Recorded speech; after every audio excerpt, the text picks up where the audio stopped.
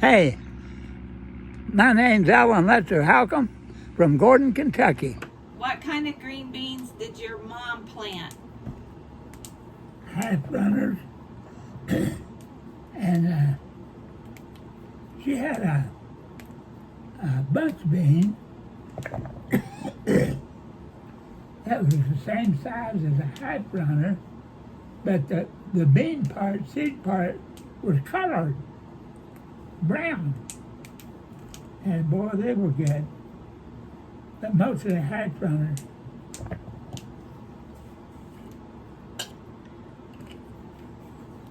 Why do you think she preferred that?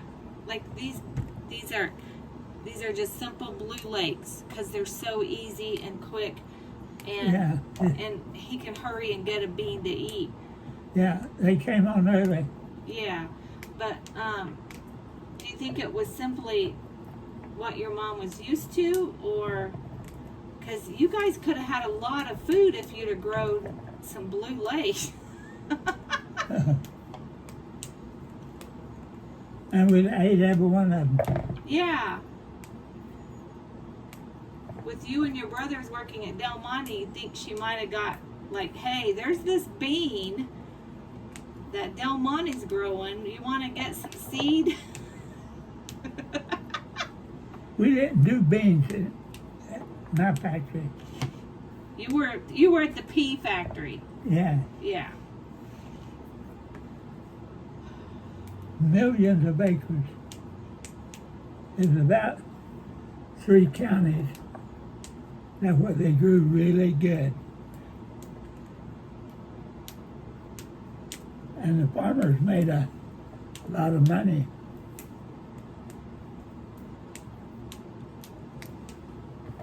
To earn college money, Dad would go work in outside of Chicago area for Del Monte Farms, peas. 80 miles southwest of Chicago at Mendota, Illinois. Tell them what your living quarters were. Like a military bunkhouse. It's like a military houses. Yeah. Hold about, each one would hold about 30 people. Did they hire boys and girls? Yeah. But out on the farm, there were no girls on the farm. What'd the girls do? They worked in the factory. What years was that? 1953 to 58. I worked 7 years for them. 7 summers. 7 summers. I didn't get to see line 4. You didn't get a fish.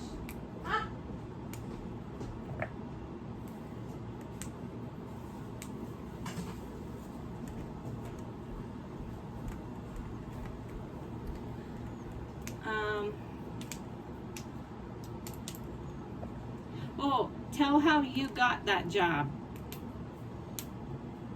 My brother Wallace was going to school at Berea College, and this food company in the winter would go all through the southern states, get to colleges, and get young guys, college students, to sign up to go work for them during the summer. That's how they got their labor.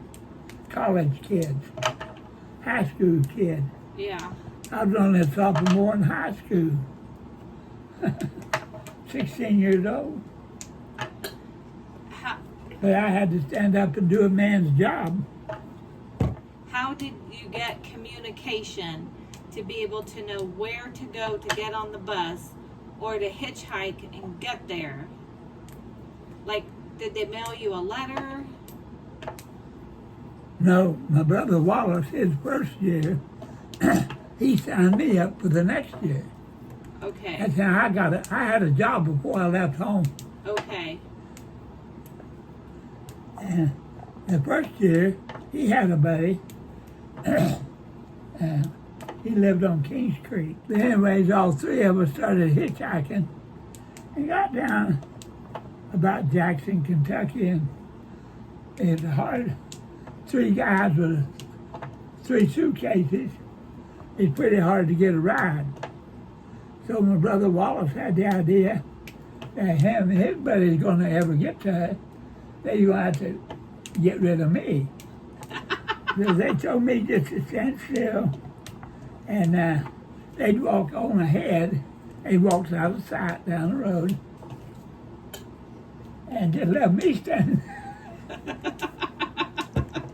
Well, one guy and one suitcase just fell right in line. I got right, and I got to the place and checked in. 2 days later, my brother showed up. Daryl Crace. Wendy asked me, how long have you been here? I said 2 days.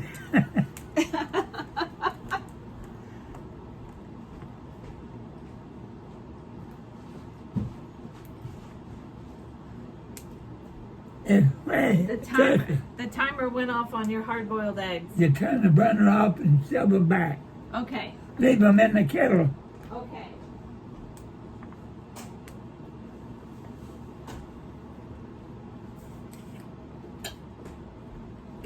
He's very picky about how he does deviled eggs. And you like my shirt today? Did you read my shirt? It says, my kids are... My kids are butt heads, and it shows goat kids. My sweet, innocent sister Teresa has gotten me a couple of shirts like this.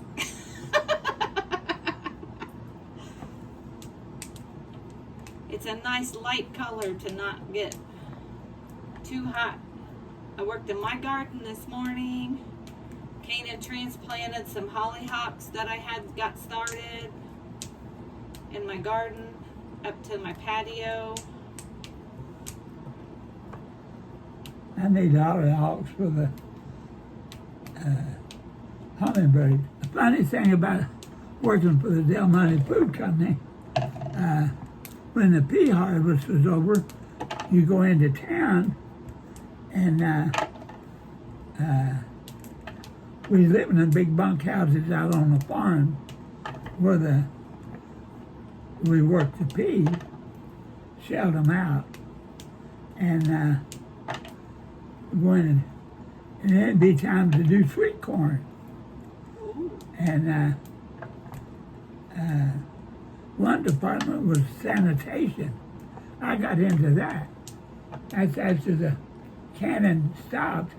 We had to move in with a high pressure hose just like a firefighter, and rubber suits, boots, and everything. Yeah, we looked just like firefighters. And I mean, it's all you could do to hold that hose without it pushing you back. Yeah. And I had these boots, and I had a strap line every winter on the creek. I got me a brand new pair, put them in the mail, and when I got home, my boots was waiting on me. I never had to wade the cold water again. Well, how much money did you earn, or do you remember? $1 an hour. We worked 18 hours a day. And how many days a week? 7. Now when we were doing peas, if it rained, you didn't work the next day. The farmers couldn't get in the field to harvest the vines. You got a day off. But would they have a bus and take you in town? No. What'd you do in the bunkhouse? Just sleep. Oh, gosh. They had a kitchen, a big bunkhouse. It was the kitchen. And the farmer's wife put 3 meals a day on the table for us. What kind of food did you get to eat? All the best of food. Home-cooked meals. they fed us really good. And of course the company paid the farmer's wife to do it. Supplied all the food and everything. It was a good thing for poor people. What did you do with money you earned? I sent it home to my mother, and she put it in the bank. I didn't have any use for it. I didn't have time to spend it. So what did you spend it on when you got back home? Well, did you go buy fancy new clothes? Yeah. And well, not fancy new clothes, but you got clothes. After the first summer, I never had to. I wore nice dress pants to school. I didn't wear Levi's like the rest of the boys. I had nice clothes, pretty coats. You became pretty slick. Yeah.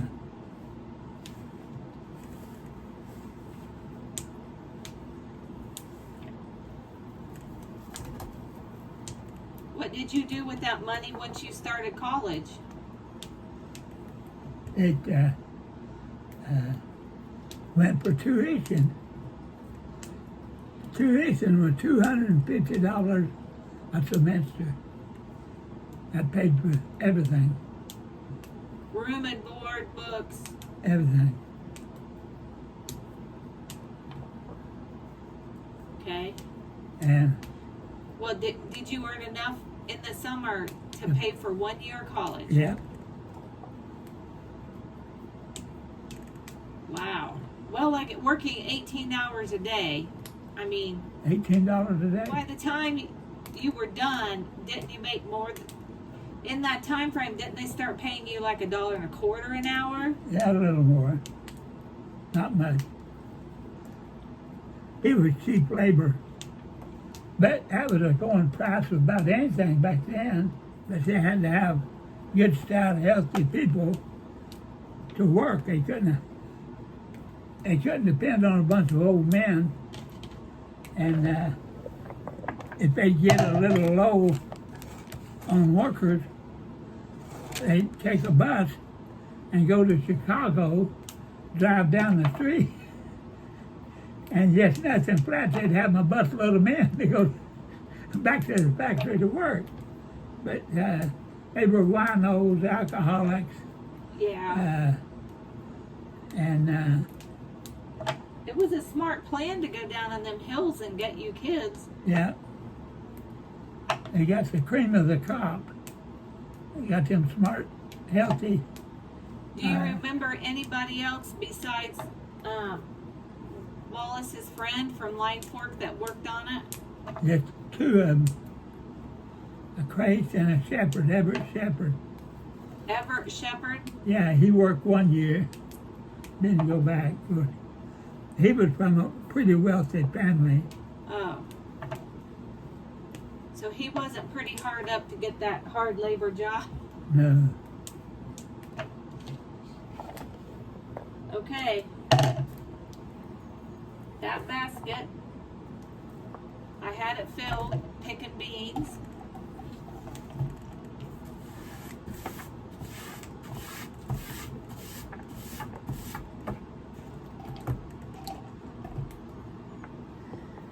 My tip is pick up a thrift store or yard sale pretty baskets to pick in. But during the summer back in the mountains, about the only thing to make $1 at was to go dig wild ginseng. And that's from daylight to dark doing that. And that's about it.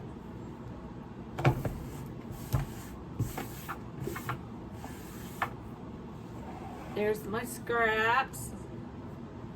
Look, that's how much he got. Wow. That's gonna be 4 quart bags when we freeze it.